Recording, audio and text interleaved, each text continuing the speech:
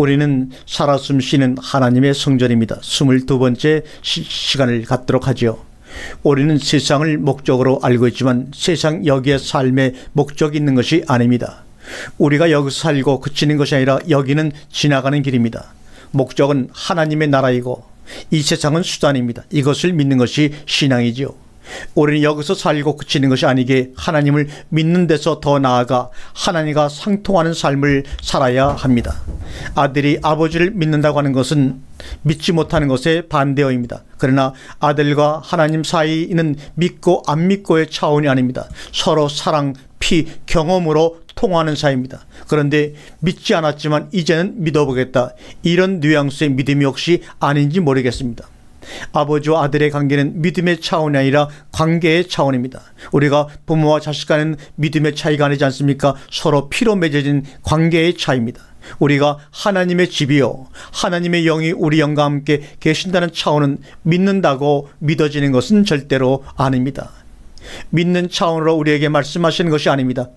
그것이 불가능하면 하나님이 더욱더 잘하시게 너희 힘으로 믿을 수 없다는 차원을 예수님은 계속해서 말씀하고 계십니다. 제 마음이 하나님이시는 성령을 깨달으면 아무리 캄캄한 밤중 같은 세상을 걸어갈지라도 길을 잊어버리는 일은 없을 것입니다. 누가 자기 부모를 믿는다고 합니까? 서로 통하는 것이죠.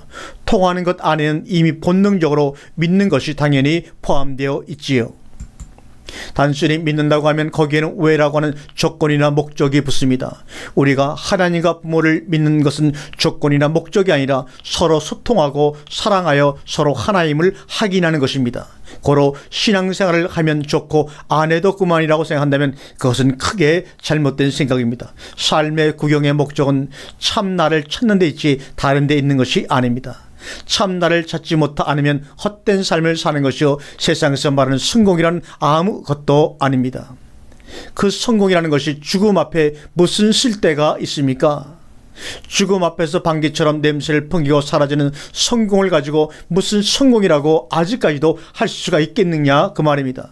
한때 시련을 겪고 몸나의 삶의 해이를 느낄 때는 참나를 알아보려는 구도심을 내다가도 식색의 보장의 여유가 생기면 몸나의 안락에 빠져버리고 마는 것이 우리 인간네들입니다. 참으로 인생의 구경의 목적을 알았다면 그렇게 도중에 그만두는 일은 있을 수가 없습니다.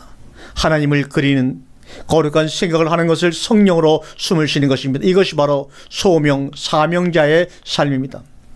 송나라 시대의 전체 물리학자이자 철학가였던 장행거는 그의 저서 근사라고 해서 하나님을 생각하지 않으면 생각이 막히게 된다고 했습니다. 생각이 너무 많은 것도 생각이 막힌 것의 한 증상입니다. 소명 가운데서 불가능한 소명을 놓고 하나님의 뜻을 알려고 예수님은 성령에 이끌려 광야에 나가셨으나 정작 그를 기다리고 있는 것은 응답이 아니라 사탄의 시험이었습니다. 이때 사탄의 시험 방식은 우리의 약점과 강점을 가지고 뒤흔드는 것입니다. 내가 만일 하나님의 아들이거든, 이 하나님의 아들이라고 하는 것은 강점입니다. 그런데 돌을 떡으로 변화시키라, 이것은 약점입니다. 그럴 때 주님은 사람이 떡으로만 살 것이 아니요 하나님의 입으로 나오는 모든 말씀으로 살 것이라고 대답했습니다.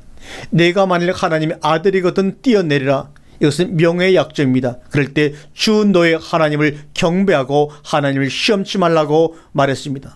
내게 절하라, 천하 만국의 권세를 주리라. 이 천하 만국은 우리에게 권세지만 약점입니다. 사탄아 물러가라, 주 너의 하나님께 경배하고 다만 그를 섬기라. 약점과 강점의 흔들림으로부터 이길 수 있는 유일한 방법은 오직 말씀입니다. 그러면 하늘과 통하게 되어 있습니다. 그러면 하늘의 지혜가 여러분과 나를 인도하여 승리케 할 것입니다. 아멘.